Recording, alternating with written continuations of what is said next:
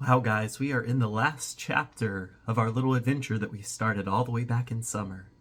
Reading through the book of Matthew together, talking about it, learning from it, I hope, and we are nearing the end. For today, I'm just going to have us read verses 1 through 15. We could have done it all in one day, but I wanted to break it down into two. That'll put us finishing up on a Friday, and that seems like a good end to it. So, go ahead and read verses 1 through 15, and then we'll come back and talk about it.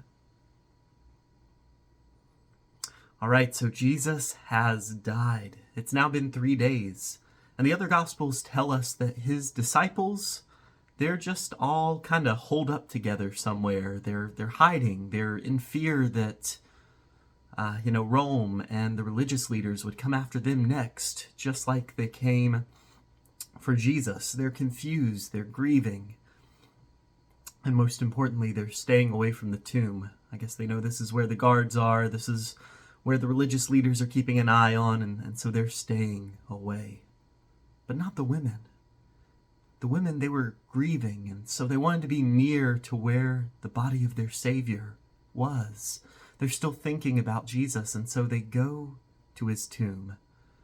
But when they get there, to their fright, they see a marvelous sight. The guards, they're passed out from fear.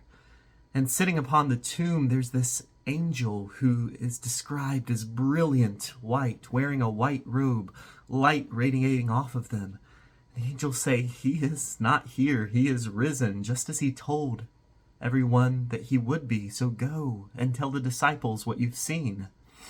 As the women go to tell the disciples, they turn around and they see Jesus standing there. Just imagine the emotions that must have swept over them as they see the living, the risen Savior standing there before them. All they can do is weep and fall at his feet and worship him. And then he sends them on a mission to go and tell the other disciples. And for you ladies watching, do you know how amazing it is that Jesus chose to use 2 women to be his first eyewitnesses? Back in the time that this went on, the powers to be didn't even consider a woman's testimony to be trustworthy. They couldn't even be used as an admissible witness in court because a woman's testimony was not considered on par with a man's. And yet Jesus chooses 2 women to be the first to see him and the first to tell others that he's risen. And it's just kind of wild. It adds a lot of credibility to the Gospels, because if men who wrote these Gospels were going to make up the Gospels and they were going to try to make it sound plausible, if they were going to make it try to sound like it was a real thing, they certainly would not have tried to convince the crowds at the time by saying that 2 women were the first ones to see. They would have said a man of high stature, a religious leader, a government official man, that they had seen Jesus, and that would add credibility to the story. But not 2 women. This is just follows along in the lines of what Jesus did his whole ministry. Jesus had already shown that women certainly had a place in his kingdom, that he had already shown that they had worth as daughters of the king. And so the 2 Marys, they get chosen to take the word back to the disciples who are still just hiding out in fear. And now the guards, they're in a bit of a dilemma. I guess they figured their boss probably wouldn't buy the whole we got scared and passed out because of an angel theory. And so they go to the religious leaders. And the religious leaders, they don't want to admit defeat. They don't want to admit that the risen Savior possibly could be alive. And so they pay the guards a large sum of hush money, money intended to keep them quiet. And they promise that they'll go to their higher-ups and make sure that the guards don't get in trouble. And so then circulates the theory around Jerusalem that the disciples had just simply stolen the body.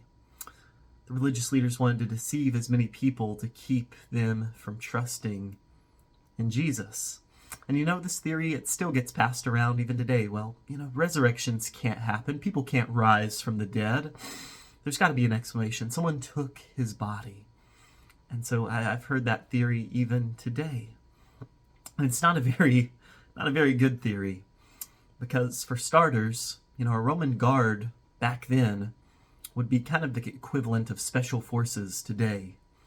They would have had, basically the best body armor, the best weapons that the military at the time could provide. They would have had body armor, shields, spears, swords.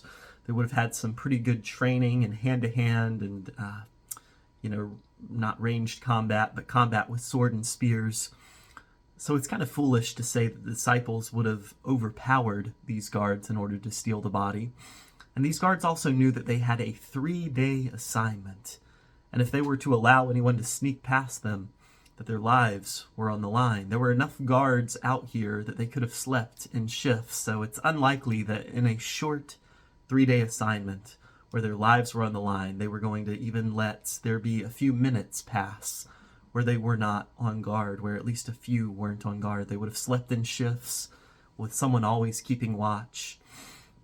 And so, that would almost be like saying that, we as a youth group went and raided Area 51 and stole an alien body while the Navy SEALs were guarding it. We wouldn't stand a chance. We wouldn't stand a prayer.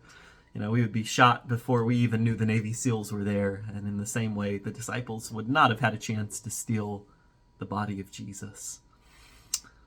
So we're going to finish up tomorrow.